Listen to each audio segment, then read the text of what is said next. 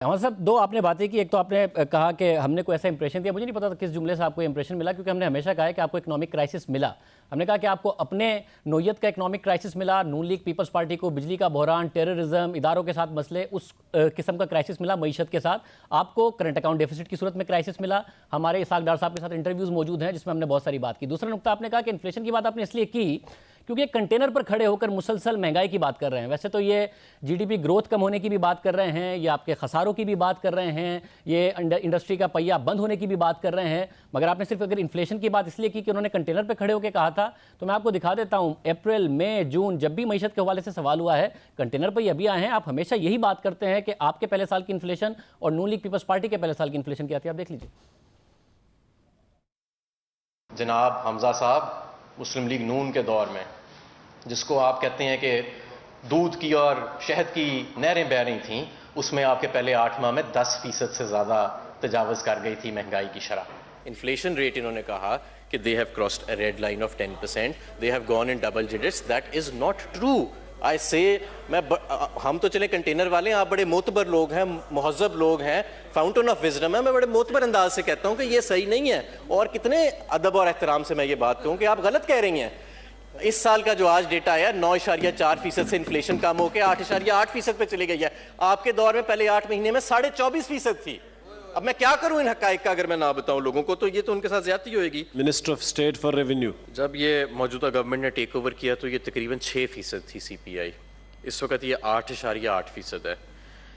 पिछले 10 से 15 साल में ये पहली मरतबा हुआ है कि नई हुकूमत के 8 माह में जो महंगाई है उसकी शरह में जो सिर्फ 3 परसेंटेज पॉइंट्स का इजाफा देखा गया है। मुस्लिम लीग नून के टाइम पे ये डबल डिजिट्स में चली गई थी, मोर देन डबल हो गई थी। एक सख्त फेज़ होता है पहले 2 साल, और ये नहीं कि इस्तेकाम या स्टेबलाइजेशन सिर्फ हमने किया है।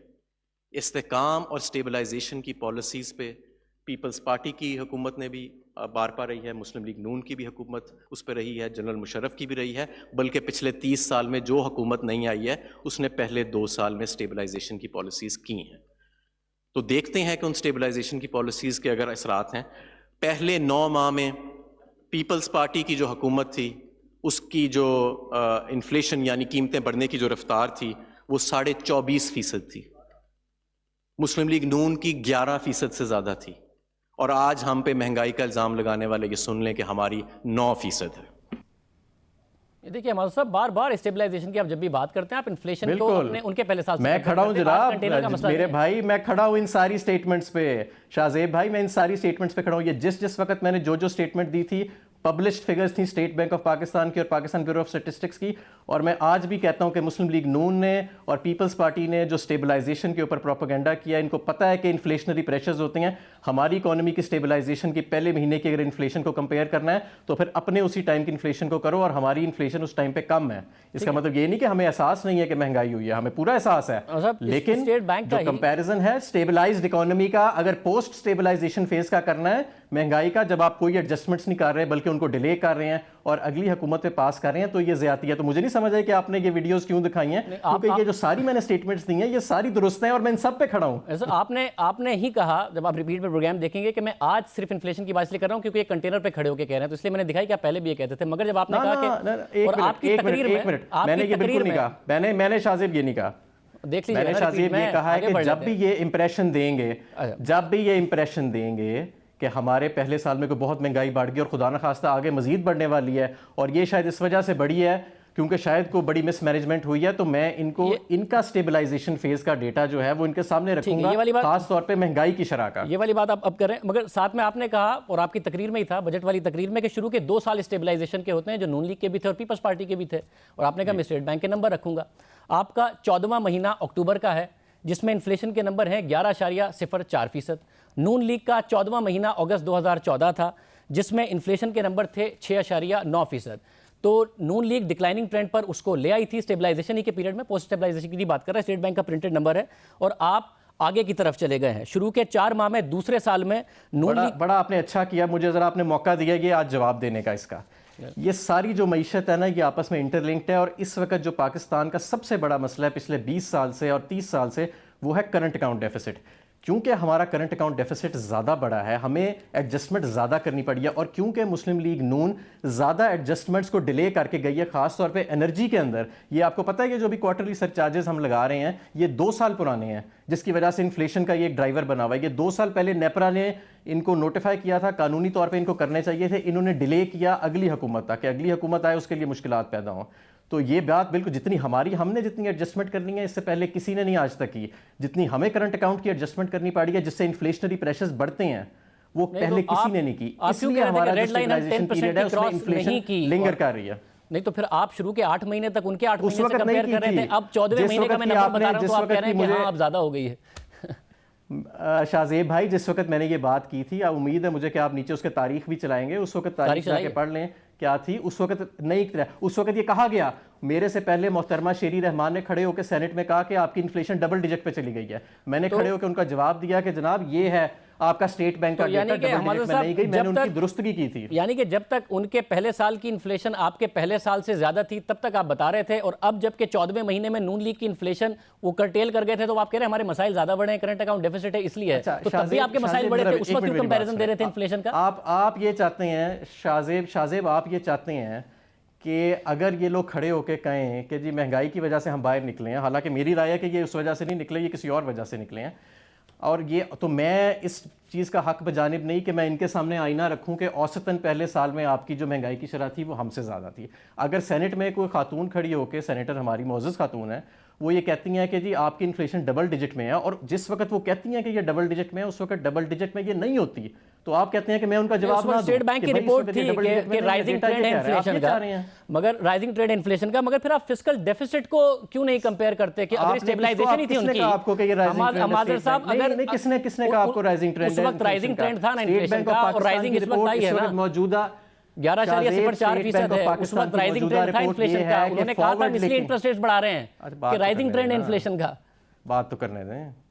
आज चलें, आपने तो कल सारा बात कर ली थी ना, जरा मुझे बोलना। आप आए नहीं, आज आप आए, आप कर लें। स्टेट बैंक ऑफ पाकिस्तान की लेटेस्ट रिपोर्ट ये कहती है कि वो एक्सपेक्ट कर रहे हैं कि आने वाले माह में और आने वाले हफ्तों में इन्फ्लेशनरी प्रेशर्स डिक्रीज होंगे।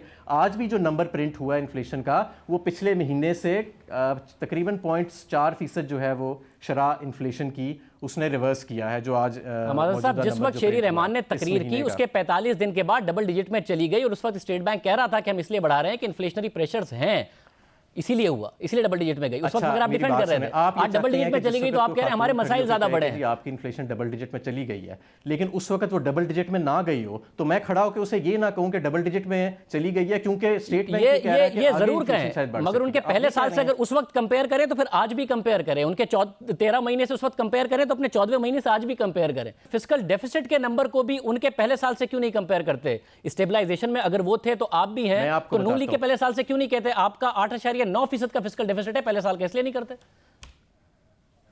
अच्छा, मैं अब आपको बताता हूं कि मैंने कल जब प्रेस कॉन्फ्रेंस की तो मैंने कहा कि हमारा फिस्कल डेफिसिट पिछले साल के फिस्कल डेफिसिट से पहले क्वार्टर में 50% जो फेडरल कंसोलिडेटेड फिस्कल डेफिसिट है वो नीचे चला गया। ये फिगर बिल्कुल ठीक है, जाके आप किसी से भी चेक कर सकते हैं। हाँ, मैंने पहले साल उनके फिस्कल डेफिसिट से क्यों नहीं की।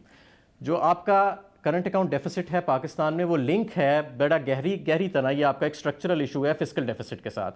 जब आप अपने करंट अकाउंट डेफिसिट को कट करना शुरू करते हैं तो आपको रेवेन्यू के अंदर एक कंप्रेशन नज़र आती है, क्योंकि आपकी इकोनॉमी में ग्रोथ जो है वो आप कॉम्प्रोमाइज़ कर रहे होते हैं, उससे आपकी टैक्स बॉयंसी जिसे हम टेक्निकल टर्म है वो भी कम हो जाती है। तो एक्सपेंडिचर साइड पे जब आप अपना इंटरेस्ट रेट रेज करते हैं तो आपका इंटरेस्ट रेट जो है वो एक बहुत बड़ी लाइबिलिटी एक्सपेंडिचर साइड पे बन जाता है, आपका फिस्कल सफ़र होना शुरू हो जाता है।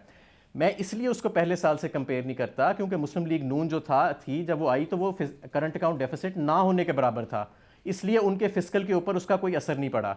मैं आपको ये भी बताता हूं कि अगर आप इंटरेस्ट पेमेंट्स को निकाल लें हमारे पिछले साल के फिस्कल डेफिसिट से, अगर जो हमने 2000 अरब की हैं तो आपका फिस्कल डेफिसिट पीछे सिर्फ 3.5% रह जाता है। मतलब ये तो सारे रीजन नून ने अपने पहले साल में फिस्कल डेफिसिट को कम किया। सुने मेरी बात। कल आपने ट्वीट किया कि वो पहले साल में फिस्कल डेफिसिट को 8.9% था क्योंकि नून लीग एक गैर जिम्मेदाराना और गैर हकीकी बजट बना के गई अपने आखिरी साल। ये भी एक वजह है, मैं ये भी एक वजह है। देखें ये मेरी बात सुने, एक काउंटर क्वेश्चन सुन लें, उसके बाद तफसील से जवाब दीजिएगा। इसके ऊपर मैं आपको 4-5 रीजंस दे सकता हूं। 4-5 रीजन दीजिएगा। डेफिसिट पहले साल का, मगर जून में उन्होंने बजट दिया। नंबर एक मैं देता हूं, सुन ले ना, सुन ले। नंबर एक के हमारे फिस्कल डेफिसिट में क्या मैं अगर आप बात नहीं सुनेंगे, बस सवाल सुन लें। आपने कहा और ट्वीट किया और आपने कहा कि आप ये बात भी समझते हैं कि नून लीग ने गैर हकीकी बजट दिया था। नून लीग बजट देके चली गई, आप अगस्त में हुकूमत में आए, उसके अगले महीने सितंबर 2018 में असद उमर साहब ने बजट दिया और उस वक्त कहा कि नून लीग जो बजट देखी गई वो गैर यकीनी था। इन्होंने कहा है कि 4.9% का फिस्कल डेफिसिट होगा। इन्होंने 800 अरब रुपए अंडर स्टेट किए एक्सपेंसेस और रेवेन्यूज की सूरत में, तो इसलिए ये एक गैर हकीकी बजट है। अब जो बजट मैं बता रहा हूं वो एक हकीकी बजट होगा और मैं 5.1% के डेफिसिट के साथ बता रहा हूं, क्योंकि मैं 800 अरब रुपए रेवेन्यूज में, मेजर्स में और एक्सपेंसेस की मेजर्स में करूंगा। तो सितंबर में असद उमर साहब ने अपना नया बजट दे दिया था ये कह के 5.1% होगा। आपने 8.9% फिस्कल डेफिसिट क्लोज किया, हालांकि जनवरी में उसके बाद एक और भी बजट दिया था, फिर भी नून लीग को आप कह रहे हैं कि वो गलत बजट देके गए थे। अच्छा, अब मैं इसका जवाब दे लूं, मुझे सुकून से जवाब देने देंगे इसका? जी जनाब, बात यह है कि जो एनुअल बजट होता है उसको आप कुछ हद तक प्लग कर सकते हैं एक मिनी बजट के साथ, लेकिन वो नेमो बदल नहीं होता। अब मैं इसकी आपको वजह बता देता हूं कि वो क्यों नेमो बदल नहीं होता। जब हम आए, मैंने इसके ऊपर आर्टिकल भी लिखा और मैंने बार बार कहा कि इस साल हमारी प्रायोरिटी जो है वो आपकी एक्सटर्नल डेफिसिट की कंसोलिडेशन है और अगला साल हमारा फिस्कल कंसोलिडेशन होगा। ये मैंने जनवरी में लिखा था। और क्यों मैंने ये लिखा था? क्योंकि आपकी इकोनॉमी में एडजस्टमेंट्स हो रही थी। एक तरफ आप डीवैल्यू कर रहे थे, दूसरी तरफ आपका state bank interest rate raise कर रहा था, तीसरी तरफ आप एनर्जी प्राइसेस में एडजस्टमेंट्स कर रहे थे।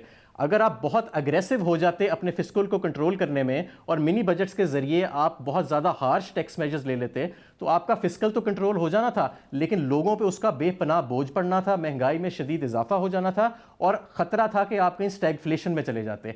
इसलिए इसको हमने सीक्वेंस किया कि पहले साल हमने फिस्कल की थोड़ी सी कुर्बानी दी, अगले साल हमने उसको कंसोलिडेट करने के लिए। और क्यों ऐसे किया ये भी सुन लें कि आपका जो फिस्कल हमने जो 2 बजट हम लेके आए, पहले में हमने टोटल सिर्फ 150 अरब के टैक्सेस लगाए, वो भी ज़्यादा रेगुलेटरी ड्यूटी लग्जरी आइटम्स पे, इसलिए ताकि इंपोर्ट कंप्रेशन होए।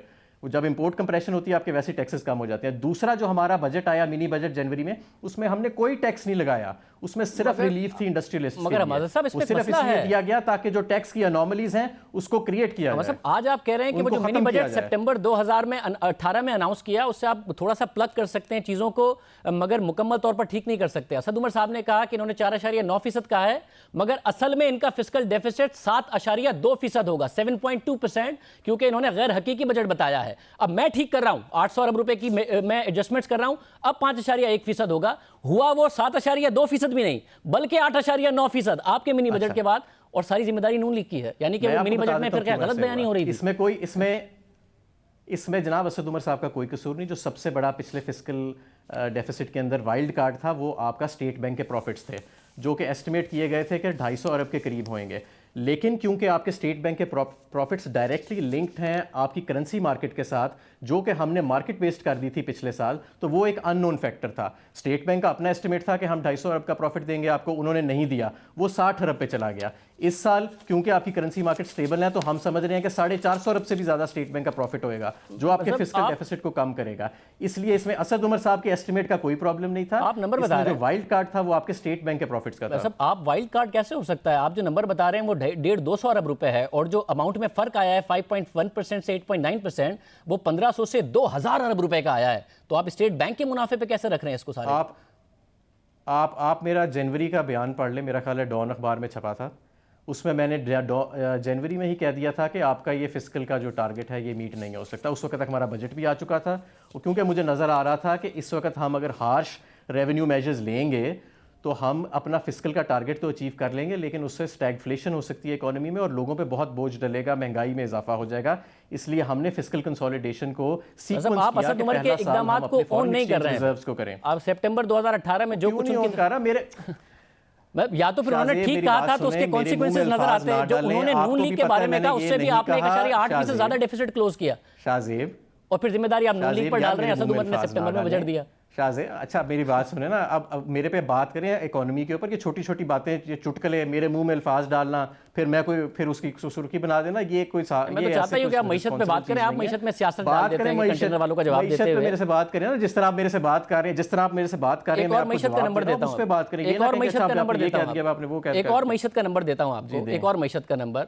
लार्ज स्केल मैन्युफैक्चरिंग, ये कहते हैं इंडस्ट्री का पहिया बंद हो गया, उस पर आप बात ही नहीं करते। आपके पहले साल में नेगेटिव 3.6%, अभी शुरू के 2 माह में दूसरे साल में मनफी 6% है। हालांकि आपने खुद ने अपनी तकरीर में कहा था कि स्टेबलाइजेशन से नून लीग भी गुजरी थी, वो तो नेगेटिव नहीं लेके गए इसको, उनके दौर में मनफी नहीं हुआ, मजबत था, उनके आखिर साल में भी आपका पहला साल भी मनफी, दूसरे साल के 2 महीने भी मनफी, और आप बात ही नहीं करते उसके बारे में। जनाब, जिस तरह आपके तमाम में, ये मैं मानता हूँ कि हाँ, ये इसमें कोई शक नहीं है, ये आपने बात ठीक की है कि लार्ज स्केल मैन्युफैक्चरिंग जो है वो नेगेटिव पे जा रही है और इस पे हमें काम करना चाहिए। जो तनकीद जायज़ हो उसको मैं ज़रूर मानूंगा, लेकिन जो नाजायज़ तनकीद है उस पर मैं पूरी तरह स्टैंड करूंगा। लेकिन देखें, एक चीज़ ये भी समझनी चाहिए कि लार्ज स्केल मैन्युफैक्चरिंग तकरीबन 15% आपकी GDP का है।